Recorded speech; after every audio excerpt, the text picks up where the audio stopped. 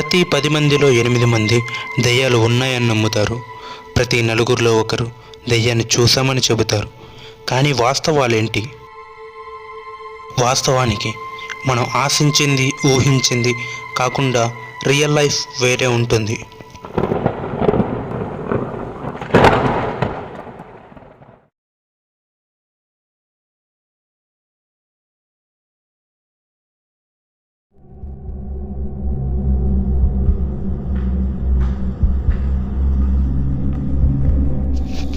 అందరిలాగే నేను కూడా ఉద్యోగం కోసం హైదరాబాద్ వచ్చాను. నా అదృష్టం వల్లనో ఎలానో రాగానే ఆఫీస్లో సిస్టమ్ ఆపరేటర్గా జాబ్ దొరికింది.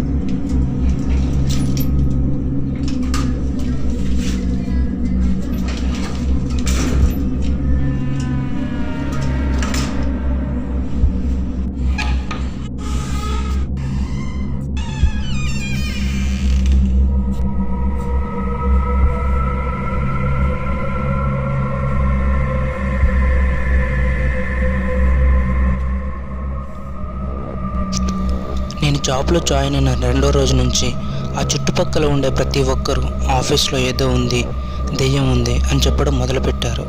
కానీ నేను నమ్మలేకపోయాను.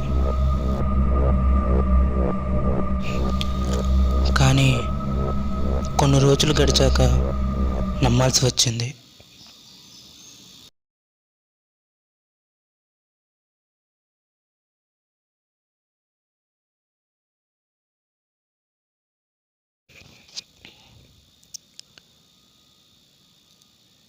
నేను జాబ్ మానేద్దాం అనుకుంటున్నారా? ఏంట్రా, నీకేమైనా పిచ్చా? అది కాదురా, ఆఫీస్లో దెయ్యం ఉందిరా. అవును, ఆఫీస్లో దెయ్యం ఉందన్న విషయం 2 రోజుల క్రితమే నాకు తెలిసింది.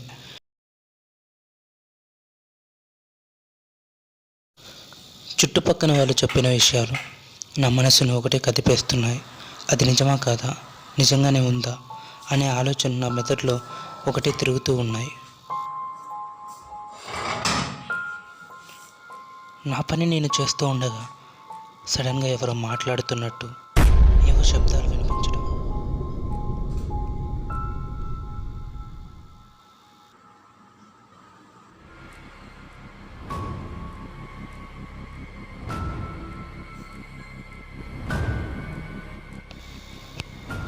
ఎవరో మాట్లాడుతున్నట్టు ఏవో వింత శబ్దాలు.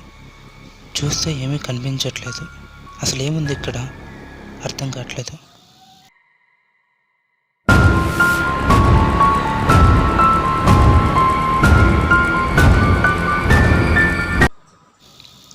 ఏదో నా వైపే వస్తున్నట్టు అనిపిస్తుంది.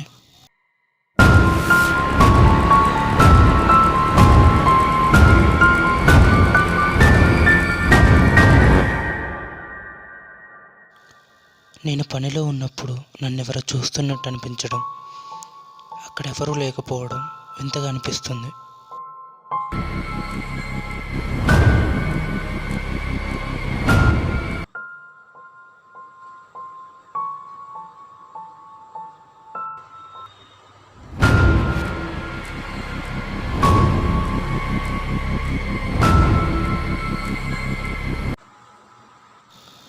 అసలు ఏముంది ఇక్కడ? ఏం చూసినా వింతగా అనిపిస్తుంది. నిజంగానే వాళ్ళు అన్నట్టు ఏమైనా ఉందా?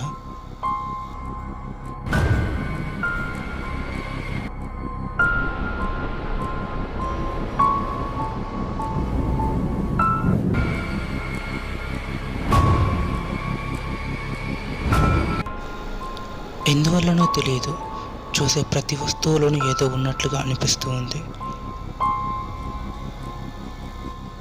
ఎవరో నా వైపే చూస్తున్నట్టు, నన్ను అబ్జర్వ్ చేస్తున్నట్టు.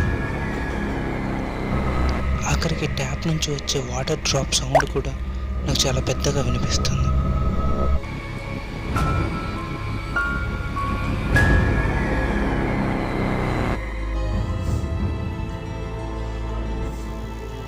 అసలు ఇక్కడ ఏం జరుగుతుంది అని ఆలోచించి పక్క రూమ్లో ఏముందో చూద్దామని వెళ్ళా.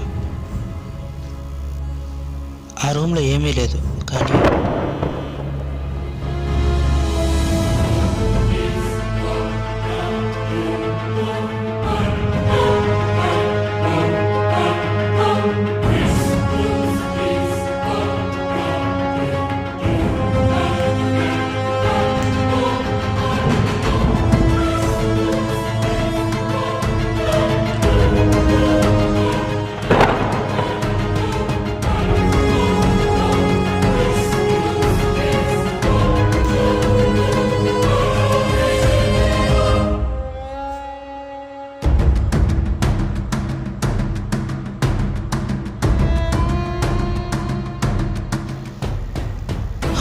అన్నీ వాటంతట అవే ఆగిపోవడం ఆన్ అవ్వడం చూసి నాకు చాలా భయమైంది.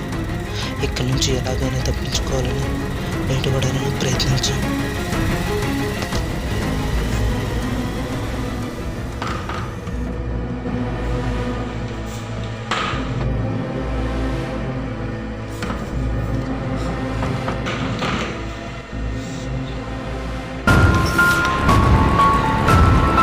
డోర్స్ లాక్ అయిపోయింది.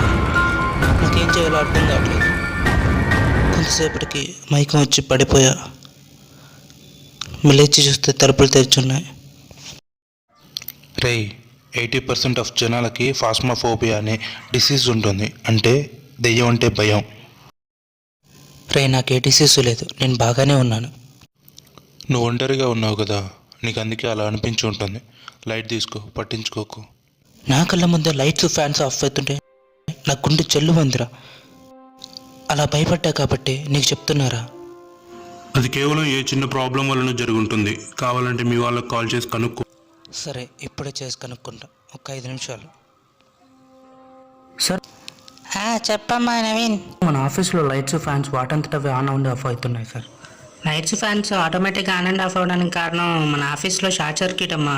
అది చాలా కాలంగా ఉంది ఆ ప్రాబ్లం. సరి చేయించాలి, మర్చిపోతున్నా నేను. అసలు అక్కడ దెయ్యం ఉందని ఎవరు చెప్పారు నీకు? నువ్వు చూసావా? చుట్టుపక్కల వాళ్ళంతా అంత గట్టిగా చెప్తున్నారా. వాళ్ళంతా భయపడి ఇంతకుముందు చేసేవాళ్ళు కూడా మానేశారని. మనం ఎదుగుతున్నప్పుడు పడేయడానికి 10 మంది సిద్ధంగా ఉంటారు. అదే మనం పడిపోతున్నప్పుడు చెయ్యిచ్చి సహకరించడానికి ఒక్కడు కూడా ఉండడు. ఇలాంటివి వాస్తవానికి ఉన్నాయో లేవో నాకు తెలియదు, కానీ ఎవడికి వాడు లేని కథల్ని ఉన్నట్లుగా సృష్టిస్తాడు. ఇది మాత్రం నిజం. జీవితంలో దేహం లేని దెయ్యాలే కాదురా, శరీరంతో ఉన్న సమస్యలు ఎన్నో. వాటన్నిటిని ఎదుర్కోవాలంటే ముందు మన మనోబలం ధైర్యంగా ఉండాలి. నువ్వు ఒంటరిగా ఉన్నప్పుడు నిన్నెవరో చూస్తున్నారు, ఫాలో చేస్తున్నారని ఫీల్ అయ్యేటప్పుడు మన దేశంలో ఉండే 3 కోటి దేవతల్లో ఎవరో ఒకళ్ళు అనుకోవచ్చు. దెయ్యం అని ఎందుకు ఫీల్ అవ్వాలి? పట్టించుకోవడం మానేస్తే లవ్వరు, లైఫ్ పార్ట్నరే వదిలేసి వెళ్ళిపోతున్నారు. ఆఫ్టర్ ఆల్ దెయ్యం ఎంత? ఒక్కసారి ఆలోచించడం మానేసి చూడు. ఒక్కసారి నువ్వు భయపడుతున్న విషయం గురించి క్లియర్గా ఆలోచించుకో. నువ్వు అనుకునేది నిజమా, లేదా నువ్వు నమ్ముతున్నావు కాబట్టి నిజమా? నీ నమ్మకాన్ని మార్చుకో. అప్పుడు ఆటోమేటిక్గా నిజం నీకే తెలుస్తుంది. నీ గమ్యం గురించి ఆలోచించు, మధ్యలో గాలిధూళి గురించి కాదు. ఆలోచిస్తూ పోతే అన్ని అడ్డంకులే. అనుకున్న దానికోసం పరిగెత్తు, గమ్యాన్ని చేరుకుంటావు, నీ కలను సాధిస్తావు.